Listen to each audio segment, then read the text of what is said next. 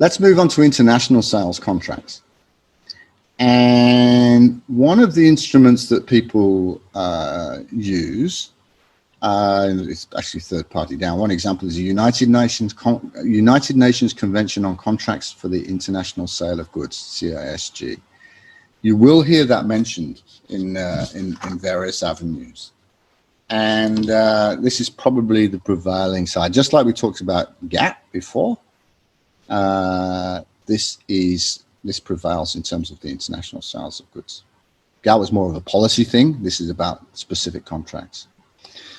So a contract for the sale of goods is one of the various legal transactions people enter into in their daily lives. A contract of sale entails necessarily the transfer of title to property in goods sold. Again, to go back, even when we go into a shop and we say, I'll have a packet of biscuits, please, and I'll have these biscuits, and we give the money, we have entered into a contract. Okay, we might not have, but the contract is implied. We haven't seen it in writing. We're not going to sign a piece of paper or everything that we agree to buy, but essentially we have entered into a contract, and that contract is actually covered by the Consumer Goods Act and that type of thing. So we are protected, both parties are protected, but essentially it's a contract. Might not be a piece of paper, but it is a contract. What we're looking at here is more complex sales where we'd look for a piece of paper for sure, or certainly electronic contract printed out as we've spoken about. But a contract of sale between parties whose places of business are located in different states, and by that I mean different countries as well, it's an international one. You know, you get somewhere like the US where different regulations apply to different states and things like that. But here, particularly in Asia, we're talking about international contracts. In such a case, different legal systems and backgrounds are involved, and it is necessary to find the common ground between contracting parties. So, for example, if I am in Sydney, Australia, and my client is in Malaysia, then chances are this might need a discussion, because I would want this to be covered by Australian law, and my client would probably want it to be covered by Malaysian law. So that is a discussion to have. Usually the vendor, the supplier, will want the governing country, if you like, to be where they're actually based, because they understand the law there, they understand what's happening.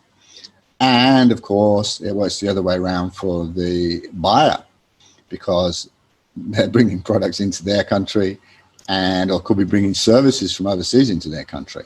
So that can take some negotiation, but generally, I'd say more generally, it's covered by the location which the vendor resides, the supplier.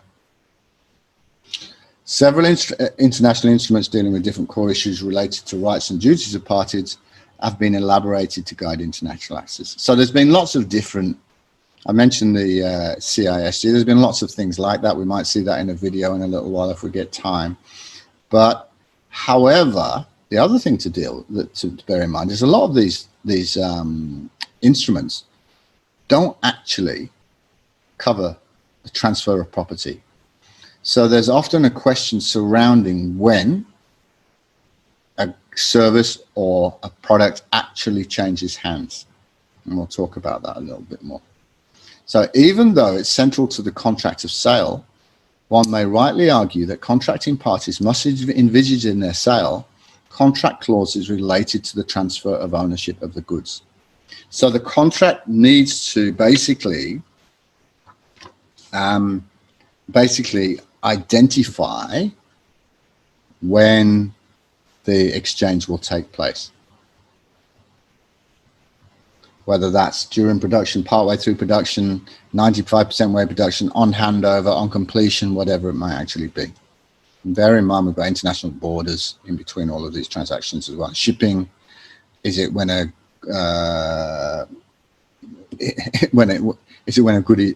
product is shipped, or is it when it arrives in my hands? When does it actually take place? And surprisingly, this issue is often overlooked by parties when they enter into commercial contracts. It's complicated enough locally, but when international borders are concerned, people in different countries are concerned, then it's a different point. You know, I'm sure a supplier would love transfer of ownership to take place when their product leaves the factory. But also the buyer would want the transfer of ownership to take place when it arrives at their destination. And I can understand that from both parties. But it needs to be agreed. And if it's not agreed, if it's not covered by the contract, we're going to have all sorts of fun and games trying to work it out.